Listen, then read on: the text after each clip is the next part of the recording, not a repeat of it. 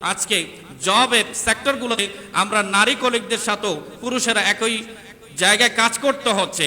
এখন নারীরা ইসলামী শরীয়ত মোতাবেক চাকরি করতে পারবে কিনা, এটার ব্যাপারে যখন শরীয়তের ফয়সালা আমরা দেখি, সৈয়দ ইমাম আলা হযরত ইমাম শাহ আহমদ রাজা খাঁ ফাজলে বেরলভী রাদিয়াল্লাহু তাআলা আনহু ফতওয়ায়ে রাজবিয়ার 22তম খণ্ডের 248 পৃষ্ঠার মধ্যে উল্লেখ করেছেন, 5টি শর্ত যদি পাওয়া যায় তাহলে ইসলামী শরিয়াত নারীকে জব করার অনুমতি দেয়।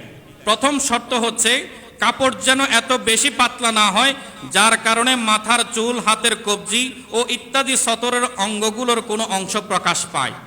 অর্থাৎ তিনি তার পোশাক পরিচ্ছদের ব্যাপারে যত্নশীল হতে হবেন। পাতলা কাপড় পরে যদি তিনি জবের সেক্টরে যান তাহলে তার যাওয়াটাও হারাম, সেখান থেকে উপার্জিত ইনকামটাও হারাম। 2 নম্বরে বলেছেন, কাপড় সংকীর্ণ ও চিপা হবে না যার কারণে শরীরের অবয়ব ফুটে ওঠে। একেবারে টাইট ফিট 8-60 করে কাপড় যেন তিনি না পরেন, তার কাপড় যেন ঢিলাঢালা হয়, তার শরীরের অঙ্গ প্রত্যঙ্গ যেন ফুটে না ওঠে, এভাবে তাকে নিশ্চিত করে যেতে হবে। 3 নম্বরে চুল, গলা, পেট, কবজি ও টাকনোগিরার কোনো অংশ, গোড়ালি কোনো কিছু যেন প্রকাশ পাবে না।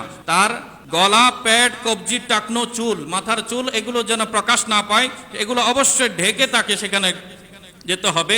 4, কখনো না মাহরাম তথা বেগানা পুরুষের সাথে ক্ষণিকের জন্য নির্জনে অবস্থান করবে না, সামান্য সময়ের জন্য নির্জনে অবস্থান করবে না।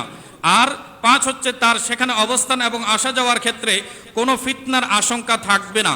এই 5টি শর্ত যদি পাওয়া যায় তাহলে ওই রমণীর চাকরি করার অনুমতি আছে।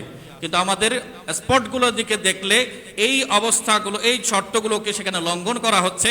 আলা হযরত রাহমাতুল্লাহ আলাইহি বলছেন, একটি শর্ত যদি অনুপস্থিত বা কম হয় তাহলে নারীর চাকরি করা হারাম। আল্লাহ তাআলা আমাদের মা বোনদেরকে ইসলামী শরিয়া মোতাবেক চলা তৌফিক দান করুন, আমিন।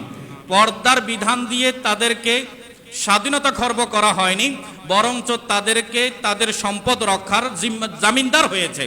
তাদেরকে আত্মরক্ষার জন্য ইসলামী শরীয়ত প্রমোট করেছে এবং নিরাপত্তা দান করেছে। সেই জন্য পর্দাকে বোঝা মনে না করে পর্দাকে নিজের আত্মরক্ষার জন্য শরীয়ত কর্তৃক দেয়া একটা মহান ওসিলা মনে করে আমাদের মা বোনেরা গ্রহণ করবেন। এবং যারা অফিস পরিচালনা করেন তাদেরকে বলবো যেন কোনো অনাকাঙ্ক্ষিত অপ্রীতিকর দৃশ্য আমাদের সমাজে, আমাদের পরিবার, আমাদের জব সেক্টরগুলোতে না হয়। আল্লাহ তাআলা আমাদের সবাইকে সতর্ক অবস্থান থেকে সজাগ দৃষ্টি রাখার তৌফিক দান করুক, আমিন।